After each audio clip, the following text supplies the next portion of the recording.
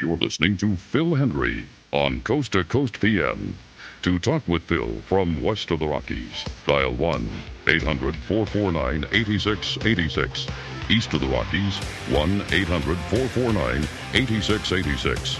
Here in the studio, dial 1-800-449-8686. Or if you want to talk to yourself, dial toll-free 1-800-449-8686. This is The Phil Hendrie Show on the Premier Radio Networks. Phil Hendrie at 1-800-449-8686. We had in Los Angeles over this past weekend, we had a lot of things, and we certainly will address the Laker-Blazer game at length in our program. But we also had the Erotica LA Adult Entertainment Convention. And Chris Norton, roving style reporter for our program, was on the scene at the Erotica LA Adult Entertainment Convention, and he is on the line with us right now from Hermosa Beach to tell us a little bit about how that went and what was going on. Chris, where are you right now?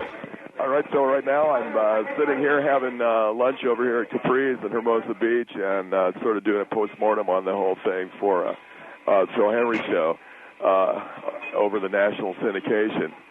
But I'll tell you, it was interesting at the Erotica LA Adult Entertainment Convention. I was at the LA Convention Center. It was very, very hot, very, very sexy, hot actresses from the adult convention. From the adult film. What is the purpose of an adult? What all conventions are basically put on, not conventions, but I should say shows are put on for what? Well, for retailers, for people to see what the different things are in the adult film business and the adult product business. I had a hard time getting in because I didn't have a press pass, but I did get the $15. That's what it cost. You had to pay to get in? I did, yeah. Well, what happened to the press pass? They didn't, for whatever reason, they didn't honor it. So Did you have a press pass? I had one of your cards. I guess I wasn't good enough. But No, the card isn't going to do. You got to get a press pass. Generally, you got to get that from the sheriff's office, okay? Anyway, tell us about. So there were products there at the Erotica LA Adult Entertainment Convention. It was different. What adult? What? Tell me about it. Well, Phil, it's an adult business. There's a lot of different adult products that's there. I had a list here of some of the people that were there. There was the Free Speech Coalition, French Kiss Magazine, Hedonism 2 and 3. All of these are entities that have a stake in the sex business, huh? Yeah, an adult entertainment business. There was Bedtime Productions was there, Wicked Pictures was there, Celestial Science. A lot of different companies would have got a stake in the adult business, but it's very sexy. It's very, very hot. And who was there from the film business? A lot of your very favorite, not your necessarily, Phil, but I mean a lot of everybody's favorite, really hot new stars of adult films. Jill Kelly, man, she sizzles. Serenity. Temptress was there. Stephanie Swift was there. Stacey Valentine. Kylie Ireland. Very, very, very hot-looking babe, Brooke Hunter, Dave Cummings. It's a place for fans to meet their favorite stars, and I had a good time. I guess I had a good time. We encountered a couple problems in terms of, I think, the way that the convention is promoted, Phil. We're talking with Chris Norton, and he's over at the Capri restaurant in Hermosa Beach talking to us about the Erotica LA Adult Entertainment Convention. 1-800-449-8686 is our number. What problems did you confront there?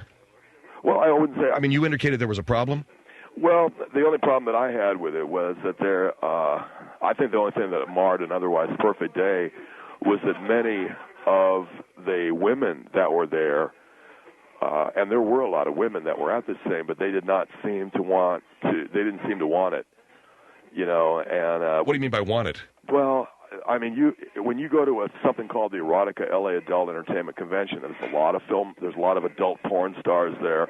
There's a lot of, porn business people are there, and if there's a lot of women come to it too, and I think that these women didn't want to have sex, And Well, you're indicating to me that you were meeting women there and you were asking them if they wanted to have sex? well, it's a natural thing to do, Phil.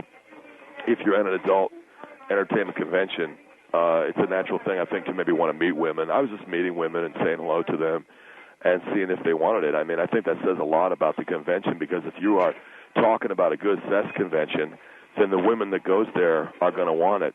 And I find it very unusual for a woman to go to a sex convention and not want it, you know.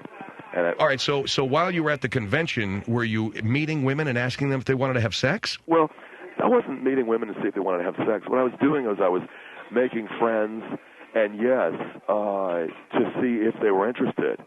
But I do not understand how a woman that is so immersed in all that sexuality doesn't get, isn't sliding off her seat. And it's kind of a given that women there are going to want to give it. But it just didn't happen. Are you talking about the women that were there as just customers, or the women that were... Yeah, just the customers. Not the actresses.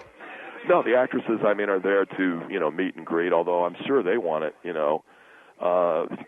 Well, here's an opinion, and I don't come from inside the industry, but as much sex as a adult film actress has during the course of the week, what makes you think that on the weekend at an adult convention, an erotic convention, she's going to want to have sex there? Because that's why they got into the adult film business. Because that's why they got into it? Why? Because they want to have sex all the time? Because they want it, yeah. But I'm not even talking about the actresses. I'm talking about... You're just talking about the regular women that were there. Were what, boyfriends? Were they there with girlfriends? Yeah, well, some of them were there with their husbands. Some of them were there. Some of them were single. Some of them were there with their girlfriends, and they were there out of curiosity. And so that's what I'm saying, if I ran this convention, I think they need to reevaluate their image. I mean, the only women that would go to erotic or sex convention are women that want it, and they did not want it. And well, then what's wrong? What do they need to do? I think what they need to do, I think one of the brilliant things that Hal Griffith did, one of the great porn directors, was he brought out the lesbian aspect, and every woman wants to have lesbian sex anyway. So if they had more of a lesbian angle, a lot of women would be so turned on they'd want it right there, and right there on the floor of the convention center. Also, I think the convention center need to provide a place for people who they knew in advance would get turned on by the sex to go with women who wanted it somewhere. And where, a place to get intimate? Yeah, absolutely. Probably a release station or some kind of a roped-off release area. So those are the things that I found fault with. No, wait a minute. You're asking the L.A. Convention Center? No, not the L.A. Convention Center, Phil. Just the people who run the Erotic L.A. Adult Convention. So the people that run this erotic convention to have places for people to go and have sex. It only makes sense. Why? Because you're at an erotic convention. Well, I just don't see how, because you're at an erotic convention, a convention about adult films and erotic, adult aids, that you're necessarily going to want to have sex right there. Well, this is one reporter's opinion, Phil, but I was at the Erotic L.A. Adult Entertainment Convention, and I was ready, Teddy, and I was ready to go, and there just was not too many women who wanted it, And so that's how I would say. Eventually, I think they're going to have to change things around, but until then, I think some things are. Fortunately for me, I did get lucky toward the end of the day, and that. So did you find a woman? Yeah, I mean, she's in her 40s. She was in her 40s, so I don't know if that's. Okay, well. I mean, it's just if you have a lot of sexuality, you're going to want to find a woman that wants it, and I don't know why more women didn't want it. That's all. And I was wearing my Conqueror outfit, too, Phil. Did I tell you what I was wearing? No, what, out at the thing? Yeah, I was wearing a Conqueror outfit, mesh tank top. I had black leather pants. I had my Tony Lama soft black leather boots. I had Oakley mirrored shades, shoe shine hair. I had a hemp friendship bracelet, nice-looking Rolex, $200. I had a diamond stud in my ear. I have a tongue stud for oral sex, and I have a diamond stud in my nose. And so I was ready to go, and I looked hot, and I knew that I looked hot, Well, if you looked hot and you're at an erotic sex convention in L.A., why did the only woman you had sex with was in her 40s? Yeah, she's like 45. She was working at a salad where they give salads out. Why no other women? Because of the fact, like I said, Phil, the women's were not turned on enough by the lesbian angle, and they need to have more lesbian sex if straight women are to get turned on at the sex convention. Okay, Chris Norton is with us here. He went out as one of our correspondents to the Erotica LA Adult Entertainment Convention at the LA Convention Center. $15 to get in. He said there were some very beautiful adult film stars there, but none of the women that came to this event, who came to this convention, wanted to have sex with him. And he thinks that's a failure of the convention for not emphasizing the lesbian angle enough. Our number is 1-800-449-8686, 1-800-449-8686. And that outfit you were wearing, Chris... What about it? I mean, you got to be kidding me, right? No, man, believe me, you need to take my advice, okay? Because that's where it's at, you know. Yellow mesh tank top. That's right. That's right. I know what women's wants, okay? And that's why this convention was pretty frustrating to me. All right, Chris Norton with us here. 1-800-449-8686 as Chris talks to us about the Erotica LA Adult Entertainment Convention. 1-800-449-8686. Phil Hendrie Show.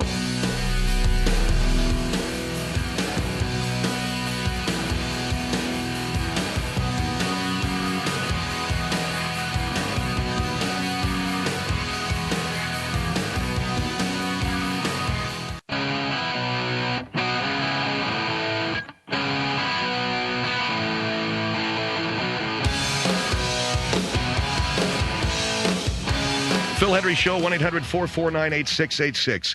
Here in Los Angeles over the weekend, there was the Erotica LA Adult Entertainment Convention. A lot of companies that are involved in adult entertainment will go to this convention, as companies go to other conventions, and promote their wares, promote their films, promote what they have. The Spearmint Rhino was there. Chris Norton is on the line. He was there reporting for our show. And Chris is at Capri's Restaurant in Hermosa Beach right now. What is Spearmint Rhino, Chris? That's a male adult strip place. There's some very, very classy strip joints where you can go and look at women take their clothes off, and places like that. But I was a little bit disappointed, I think, in the convention from the fact that they not have. I guess a lot of the women there just didn't want it, you know. But Spearmint Rhino's a national franchise. But you were disappointed because the women that were there didn't want to have sex. I would think that's one of the things you expect, yeah. All right, and you were there wearing an outfit. Phil, I don't want to overdo that. I'm just saying that I was dressed to kill. I mean, any woman what sees me and I do have a certain look that women want to have sex with me when I'm wearing it. That's all I'm saying.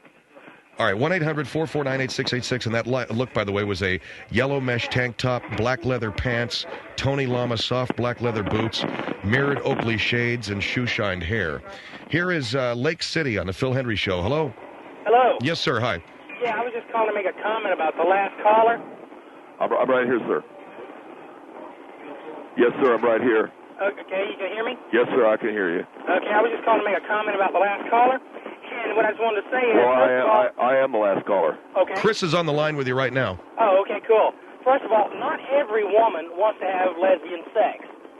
Okay? Well... That's simple fact. That I agree with, but what about the ones that go to the L.A. Erotic Convention Center? Okay, well, newsflash. Here's a little something that all men have to face, okay? If there's someone and women just don't want to have sex... Hold on. Your car phone is crapping out there for a second. Are you there? Okay, Lake City. Okay, Lake City, you there? Okay, the dude's gone. Syracuse on the Phil Hendrie Show. Hello. That's too bad. He had a good question. Syracuse, hello. Hey, how you doing? Hi. My husband and I are in the car, and we just cannot believe this Chris guy. What can I help you with, ma'am? Chris, I don't understand where you're coming from. Like, you can't even talk about sex except using the word it. They all don't want it. No, that's what I mean, though. They want to have sex. But obviously they don't want to have it with you, because if you were spending the whole day there and the outfit just didn't do it for them... No, what I'm saying is this. I think it's an important thing to say. If women go by themselves to the L.A. Erotic Adult Sex Convention, you think that they'd want it, okay? Well, I think anybody who's going there, first of all, maybe they're looking for a job, so they're not just going to give it to free to some guy who can't even get the credentials for a press pass. I got in, okay, so I was there. But you paid $15 to get in. They're going to give it to someone. Well, what difference does it make? Oh, in other words, they're going to give it to a guy who's got a press pass?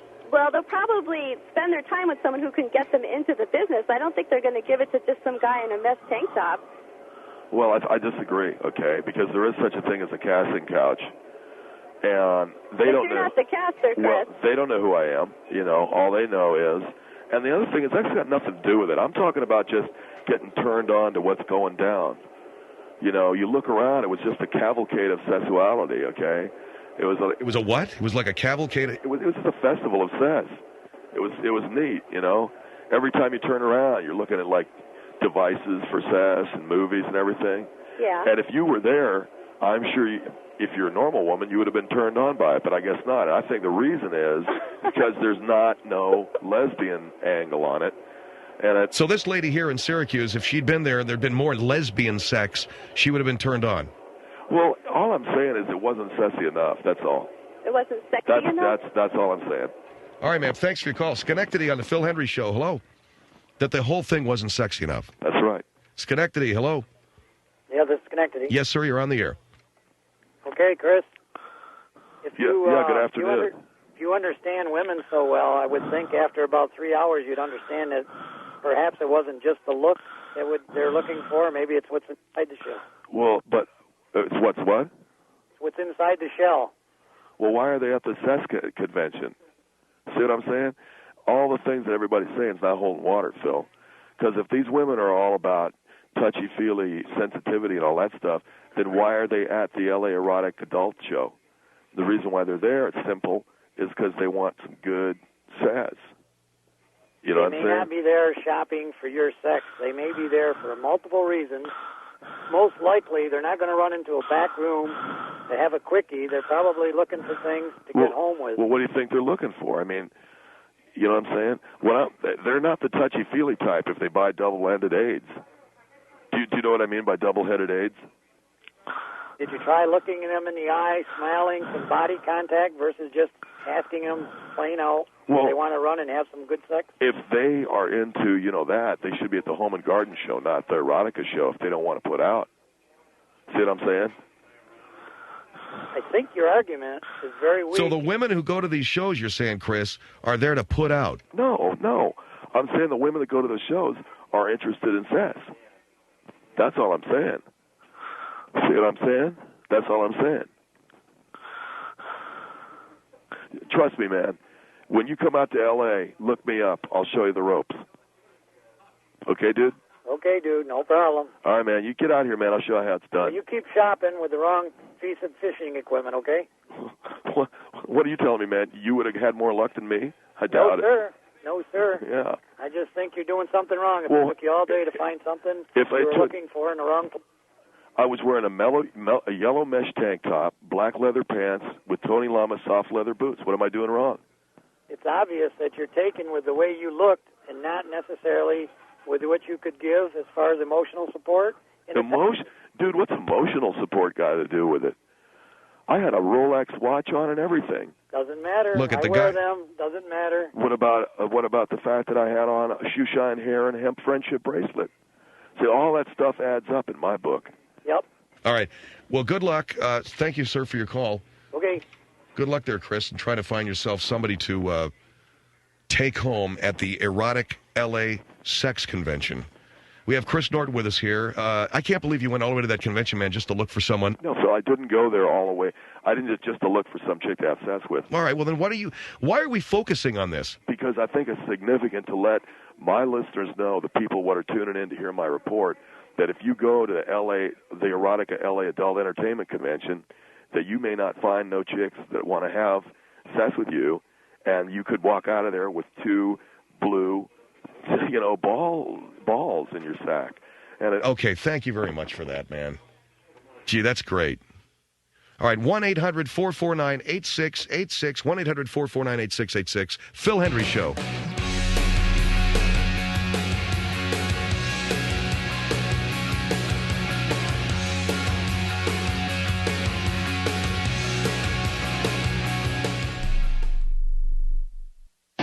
$449-8686. So John Rocker is a pitcher with the Atlanta Braves who disparaged gay people, and you know what? I don't know exactly what it was that he said that was that prompted the outrage from fans that it did. And I'm being very serious. He mentioned queers, and that's about it. Basically, he said that New York City was a city where you get on the A train. And where's the stuff that I got about Rocker? Where is that?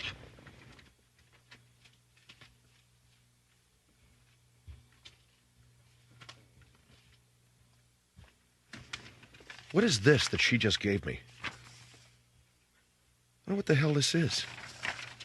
Damage control. Oh, they demoted Rocker to Richmond.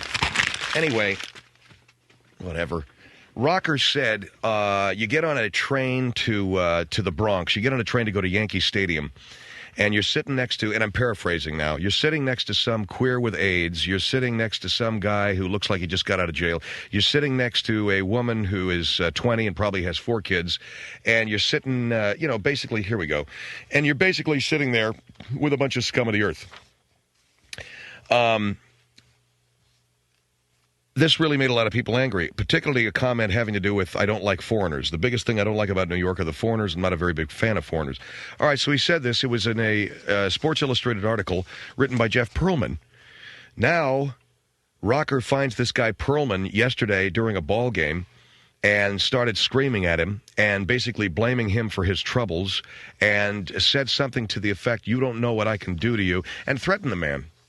And so it's created another problem, not only for John Rocker and not only for the Atlanta Braves, but for Major League Baseball as well, because the guy is perceived to be a little bit of a loose cannon.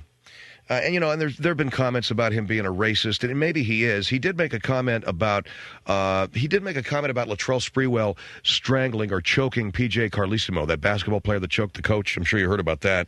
He said if that had happened to Keith Van Horn, that he'd be gone forever. But Sprewell got a break. So there's probably a whole lot going on with John Rocker that he doesn't quite articulate. Because the only thing that I could find in this comment that he made about, riding the train to Yankee Stadium that was the least bit bigoted was the queer line, queers with AIDS. Everything else is probably the way most people think anyway. However, the guy has been not very, very popular in New York, that's for sure, and he's not popular anywhere. He's not even popular with the Atlanta Braves anymore. His teammates are upset with him. And now the story that I just got here, he's been optioned down to Richmond. He's going to minor league baseball. I don't know, maybe the guy's out of baseball. Maybe he's one of the emptier heads in baseball. They used to have a dumbass named Dave Kingman who used to be quite an empty head, too. Dave Kingman used to send female reporters boxes with dead rats in them. He was one of the emptier heads in Major League Baseball, and then along comes John Rocker. So there's never a loss. There's never the vacuum isn't vacuum for long. We do have on the line with us from Los Angeles, from Conservatives of Kern County, Larry Grover, to talk about this and the political ramifications and the cultural ramifications of John Rocker. And Larry, thanks for being on the program with us. It's kind of at very late notice. No problem, Phil. What about John Rocker and these comments? What about this guy's future in baseball? Does baseball have room for this kind of, quote, free speech? Well, Phil, the very first thing that I think baseball needs to understand is John Rocker. Are you familiar with where he's from? No, I'm not. You don't know where he's from? No. Well, then you better hold on to yourself because John Rocker comes from Statesboro, Georgia. Now, Georgia is in the South, and Georgia is also one of these states that is known for waving that Confederate flag pretty high. Now, I lived in Atlanta. They don't have the Confederate flag. You're talking about on the State House? No, I don't mean the State House, but I'm saying that Georgia is one of these places in the deep, deep South.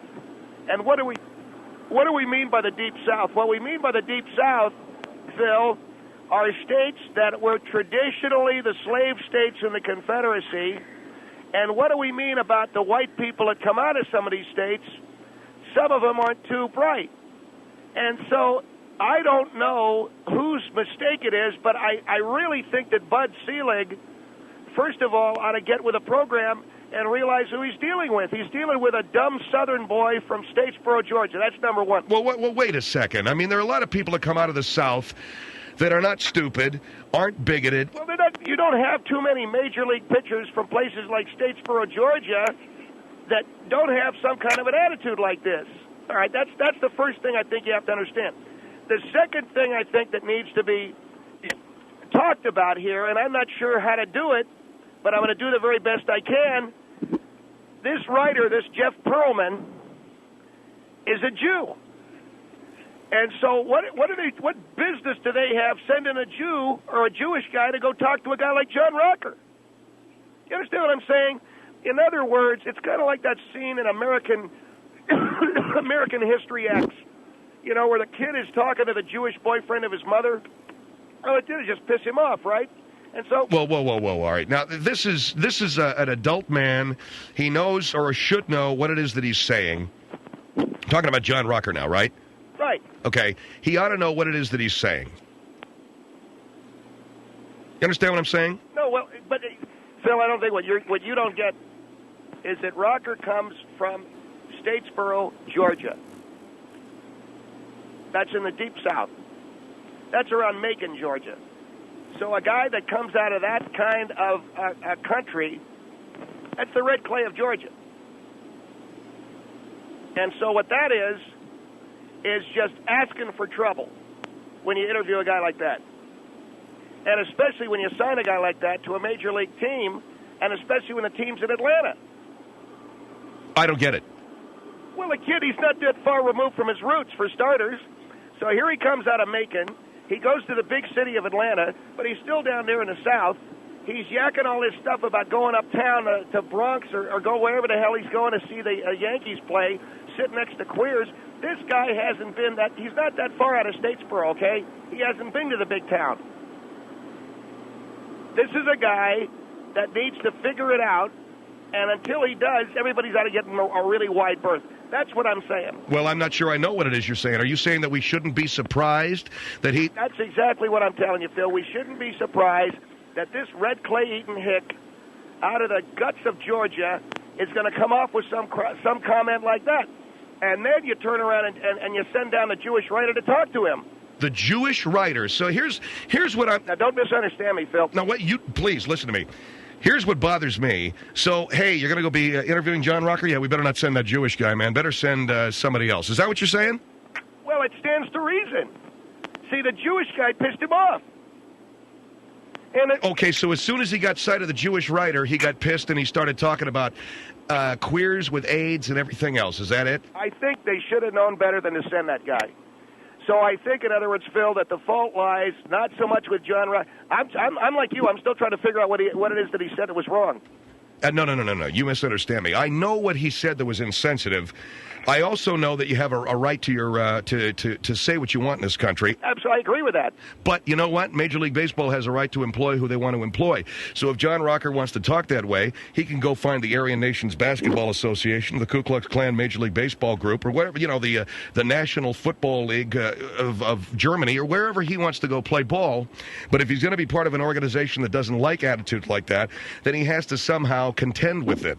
Okay, so I blame Rocker. Well, I think you're wrong. I think you're barking up the wrong tree. When you take a look at where he's from and the fact that they sent a Jew to interview him, I think that they could have avoided this. And they being who? The Sports Illustrated? It's the same company, Sports Illustrated, Major League Baseball. It's all the same. It's all the same organization, Phil. And I mean, they're all. It's all the same organization, literally or figuratively? They're all getting money from the same pocket.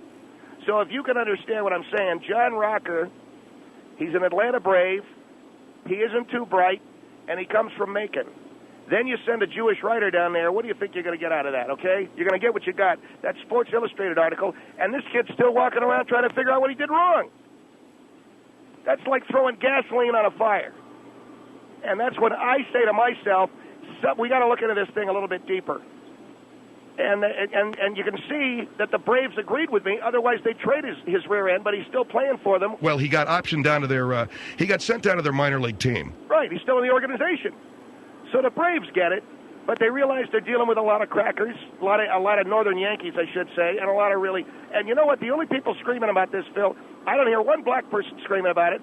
I don't hear any gay people screaming about it. It's only white people, because the white people are starting to scream about it before the black people can. The whites get so nervous. Meaning what? Meaning that the white people are going to scream about it before the blacks do. Otherwise, you're afraid you're going to get a liquor store burned down. So oh, boy. All right, hold on for a minute. What's he smoking?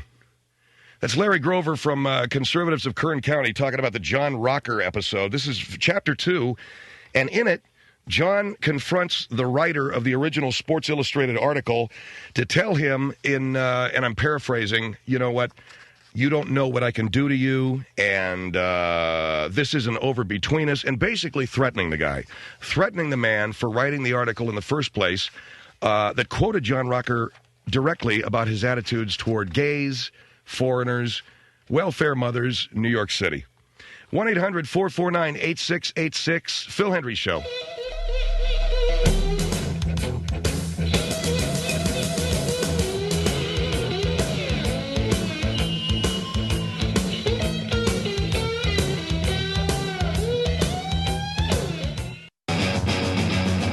.686, Phil Hendrie Show here.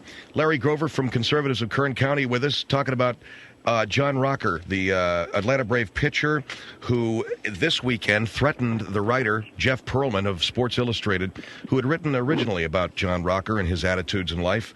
John Rocker said that riding through New York, imagine riding on the number 7 train, taking it to the Bronx, riding next to some queer who's got AIDS, next to some guy who looks like he just got out of jail, next to some woman who is some girl who's, you know, a mother of 4. I don't like foreigners. And then here's the comment that I found. Larry, I don't know if you heard this. Yeah. It says, asked if he feels any bond with New York Knicks guard Latrell Sprewell, notorious for choking coach P.J. Carlesimo 2 years ago, Rocker lets out a snarl of disgust. That guy should have been arrested, and instead he's playing basketball. Why do you think that is? Do you think if he was Keith Van Horn, if he was white, they'd let him back? No way. Rocker is really tongue-tied. Well, you know, I don't know whether that's true or not, but you have to understand that this, again, Phil, is coming out of the mouth of a guy that comes from Macon, Georgia. And I don't think that you should be surprised by that. These are people... You think everybody out of the South has these attitudes? No, but I think that a dumb ball player from the South does. And so if you don't want the guy saying stuff like this, you're going to have to start watching who you're signing, and especially these southern states where you're going to start getting more and more of these dumbasses. You're going to have to watch who you're putting on the roster. Otherwise... these guys are going to talk to reporters, say the wrong thing about some black guy, and the next thing you know, the blacks are going ape. And, man, they will go crazy. I assure you, because I've been in the political arena for a long time, these blacks go nuts when you start talking about them like this. And the same thing with the gays. They go wild when you start saying things about their, AIDS. Boy, that's one thing you never want to touch. You don't want to touch that with a 10-foot pole. These gays will crucify you if you talk about the AIDS deal. All right. So in other words, have some sensitivity is what you're saying. Right, but don't be surprised if you hire a guy from Macon, Georgia, and he doesn't have any. 1-800-449-8686. Oneonta, hello. You're on the Phil Hendrie Show. Yes, hi. How are you? Yes, sir. I'd just like to say that this guy from the Conservative View, I don't think has a real clue. It doesn't matter if you're from Georgia or if you're from New York State. You can have that opinion. It doesn't? Then how come this guy isn't from New York State? How come he isn't? He's not from New York State. He grew up in Atlanta. Yeah, he happens to have grown up in the deep South, and I don't think there's any coincidence. Now you take the Jewish writer they throw in there. You're asking for trouble. I don't. Well, what are they supposed to? Are they supposed to say? We don't want any Jewish writer to go down and interview John Rocker? I think they ought to be sensitive to that, yeah. Absolutely. All right, sir, is that it?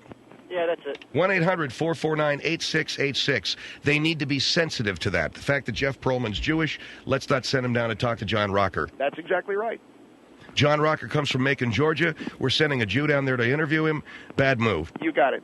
That's exactly correct. And I think that the more that the sports, any of the entities involved in sports are aware of these things, Phil, the better. And you know something else? Any place that has inbreeding, I mean, come on. All through the South, you've got a questionable lineage in terms of those things. Oh, come on, man. That's been discredited over and over and over again. No, discredited where? Where in the discussions you've had, you got a lot of problems down there with the way these people think, and they've been thinking this way for a long time. Now the Civil War didn't cure it, and I don't know whether we need to send some more troops down there, but they're going to have to clean up the way they think down there, because look at the crap that it causes. Every time one of them opens up his mouth, especially to a Jewish writer, and these gays, they'll go nuts. What? Every time one of them opens up his mouth, especially to a Jewish writer, and these gays, they'll go nuts. Yeah. You sound like my dad, you know that? Well, I'll take that as a compliment, Phil. Yeah, please do. Here is Lake Worth on the Phil Hendrie Show. Hello. Hello. I'd just like to make a comment about the way the gentleman's talking and stereotyping all the people from the South like that. I'm not from the South originally, but that's way off the block. And saying that, what's the Civil War have to do with it? Well, what I'm saying is we fought a war to try to clean their act up, right? Where are you from originally, sir? Massachusetts originally. But, that's a very proud northern... Stereotyping a little bit here. That's a very proud northern state. Massachusetts gave us the 54th, which was the first black regiment. But you've got to clean these guys up down there.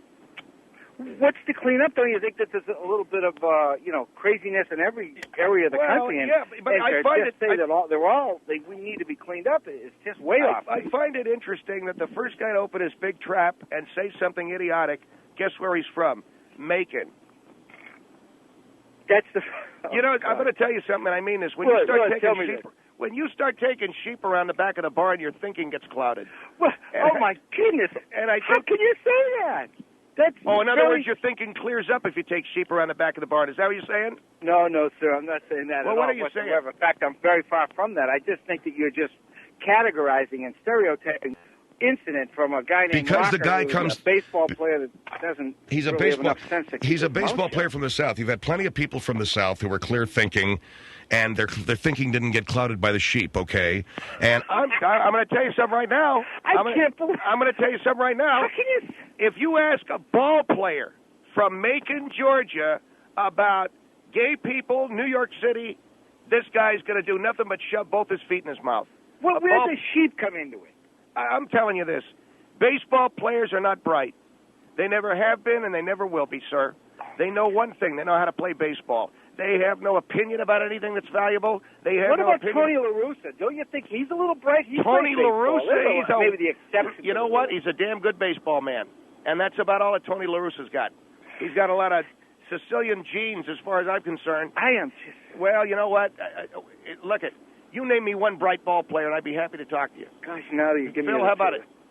I can't think of any intelligent baseball players, but then I'm not thinking very hard. Sandy Koufax was a very bright man. Sandy Koufax. Sandy Koufax was bright. Picture there, what about the guy there's a lot of them. I'm just...